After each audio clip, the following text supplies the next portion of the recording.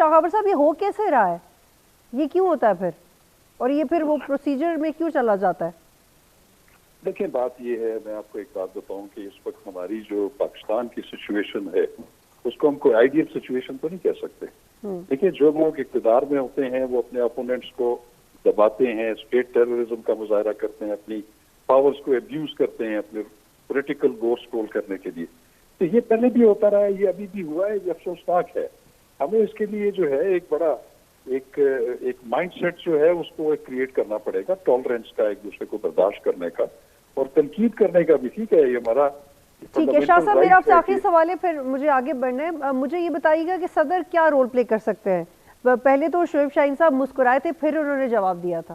सदर, देखिए जी, इसमें क्या रोल प्ले कर सकते हैं? सदर तो चूंकि वो है हमारे जो स्टेट है और कंट्री को रिप्रेजेंट करते हैं और उसके सरबराह हैं, तो उनका तो खैर एक बड़ा इम्पार्शल सा रोल है कॉन्स्टिट्यूशन में।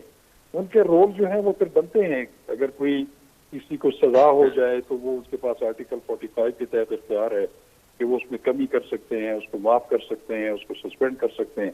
वो तो एक बात की स्टेज है। लेकिन हाँ, सदर मुमलिकत का एक रोल जरूर बनता है कि क्योंकि वो ऑफिस एक नॉन पॉलिटिकल ऑफिस है, वो तमाम पॉलिटिकल पार्टीज को, स्टेक होल्डर्स को अपने उस पर बुला सकते हैं, उनको जो है एक तलकीन कर सकते हैं, क्योंकि वो एक बड़े हैं, उनका ओहदा जो है वो बहुत बड़ा है मुमलिकत के लिहाज से।